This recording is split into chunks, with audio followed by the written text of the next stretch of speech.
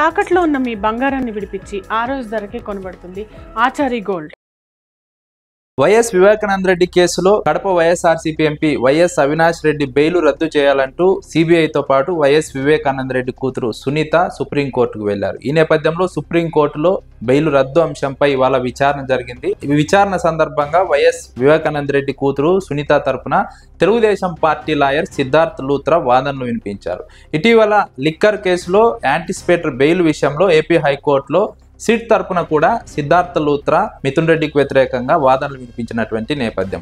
ఇప్పుడు వైఎస్ వివేకానంద రెడ్డి కేసులో సునీతకు అనుకూలంగా వైఎస్ అవినాష్ రెడ్డికి వ్యతిరేకంగా సిద్ధార్థ్ లూత్రా వాదనలు వినిపించడం ఆసక్తికరంగా మారినటువంటి సందర్భం. ఈ సందర్భంగా సిద్ధార్థ్ లూత్రా కీలక విషయాలను కోర్టు ముందు ఉంచారు. కేసులో ఉన్నటువంటి వైఎస్ అవినాష్ రెడ్డితో పాటు మరికొంతమంది నిందితులు సాక్ష్యాలను ప్రభావితం చేసే అవకాశం ఉంది, సాక్షులను బెదిరించే అవకాశం ఉంది. ఇప్పటికీ ఈ కేసులో అప్రూవర్ గా ఉన్నటువంటి దస్తగిరిని బెదిరించారు. నిందితుల్లో ఒకరైనటువంటి వారి కొడుకు దస్తగిరిని కలిసి డబ్బులు ఆఫర్ చేశాడు.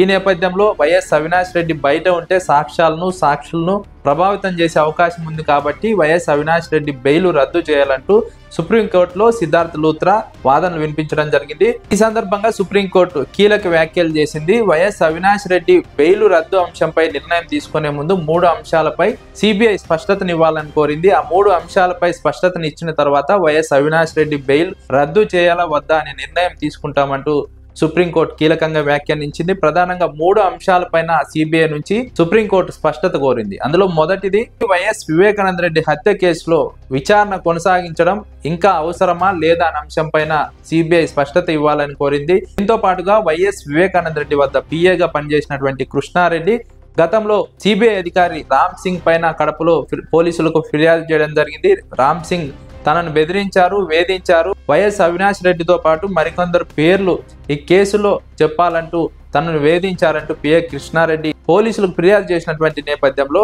ఆ అంశం పైన అప్పుడు కడపలో కేసు నమోదైంది. ఆ తర్వాత తెలుగుదేశం పార్టీ అధికారంలోకి వచ్చింది. తెలుగుదేశం పార్టీ అధికారంలోకి వచ్చిన తర్వాత కడప మేజిస్ట్రేట్ కోర్టులో పోలీసులు ఒక క్లోజర్ రిపోర్ట్ ను దాఖలు చేయడం జరిగింది. క్లోజర్ రిపోర్ట్ లో ప్రధానంగా పిఏ కృష్ణారెడ్డి పైన పోలీసుల పైన ఒత్తిడి తీసుకొచ్చి వైఎస్ అవినాష్ రెడ్డి, సిబిఐ అధికారి రామ్ సింగ్ మరియు వైఎస్ సునీత దంపతుల పైన అప్పట్లో కేసు పెట్టించారు. ఇది పూర్తిగా అవాస్తవం అంటూ క్లోజర్ రిపోర్ట్ లో దాఖలు చేసినటువంటి సందర్భం. అయితే క్లోజర్ రిపోర్ట్ కు సంబంధించి కూడా స్పష్టత ఇవ్వాలని సిబిఐని సుప్రీంకోర్టు కోరినటువంటి నేపథ్యం. మరోవైపు ఇదే కేసులో దర్యాప్తు నిర్వహిస్తూనే ట్రయల్ నిర్వహించవచ్చా అనే అంశం పైన కూడా స్పష్టత ఇవ్వాలని సిబిఐని సుప్రీంకోర్టు కోరింది. ఈ 3 అంశాలపైన స్పష్టత వచ్చిన తర్వాత వైఎస్ అవినాష్ రెడ్డి బెయిల్ రద్దు చేయాలా వద్దా అనే అంశం పైన నిర్ణయం తీసుకునే అవకాశం ఉందని స్పష్టంగా తెలుస్తోంది. వైపు వైఎస్ అవినాష్ రెడ్డి విషయంలో కూడా తెలుగుదేశం పార్టీ కూటమి కుట్ర స్పష్టంగా కనిపిస్తోంది. ఈ కేసులో వైఎస్ సునీత తరపున సిద్ధార్థ్ లూత్రా వాదించడమే ఇందుకు ఉదాహరణగా రాజకీయ విశ్లేషకులు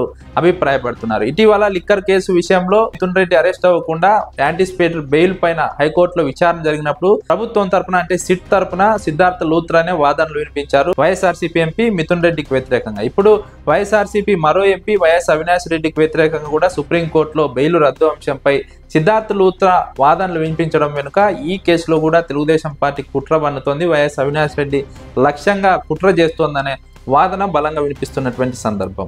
మీరు బంగారం తాకట్టు పెట్టి ఆ బంగారం డబ్బులు కట్టలేక ఇబ్బంది పడుతున్నారా? ఆచారి గోల్డ్ వాళ్ళు మీ బంగారం కొని మీ లోన్ తీర్చి మిగిలిన డబ్బులు మీకు ఇచ్చేస్తారు.